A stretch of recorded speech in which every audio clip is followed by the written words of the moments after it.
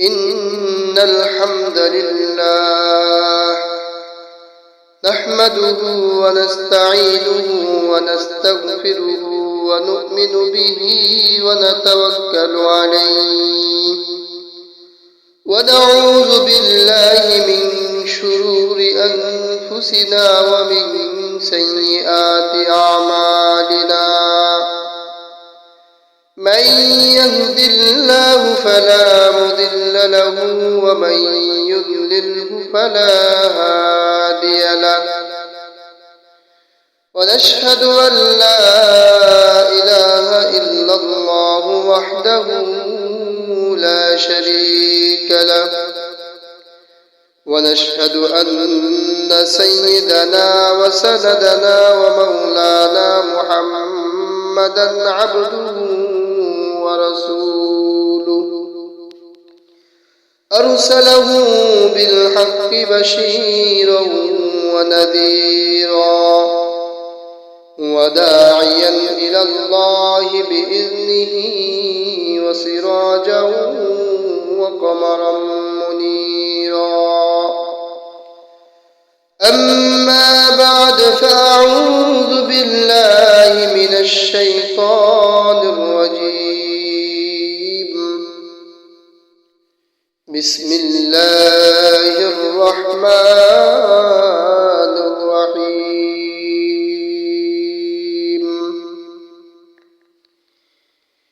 وما خلقت الجن والإنس إلا ليعبدون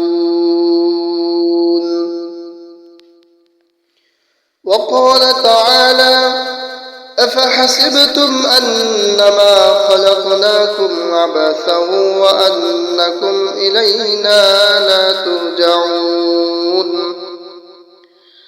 وقال رسول الله صلى الله عليه وسلم إذا خرج الإمام فلا صلاة ولا كلام أو كما قال عليه الصلاة والسلام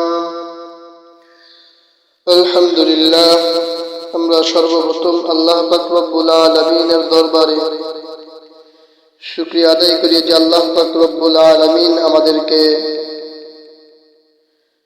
মোহাব্বত করে ভালোবেসে আল্লাহর ঘর মসজিদে আসার জুমার নামাজের উদ্দেশ্যে তার ঘরে নিয়ে আসছেন। নামাজের পূর্বে কিছু কথা বলার এবং শোনার তৌফিক দান করেছেন, এই জন্য সকলে দিল থেকে শুকরিয়া আদায় করি আলহামদুলিল্লাহ। তো আল্লাহ পাক রব্বুল আলামিন আমাদেরকে তার ঘরে নিয়ে আসছেন, এটা আল্লাহ তাআলার অনেক বড় মেহেরবানি।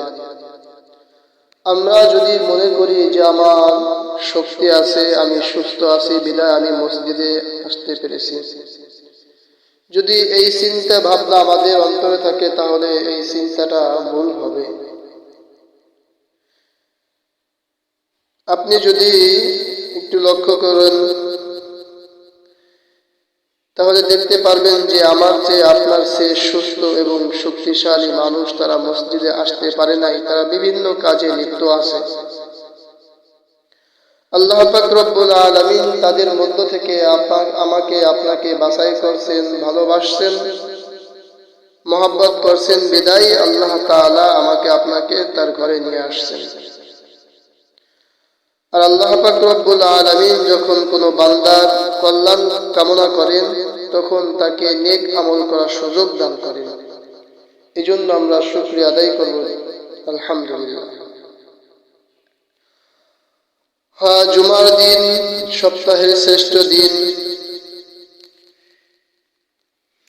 এই দিনের কিছু আমল রয়েছে।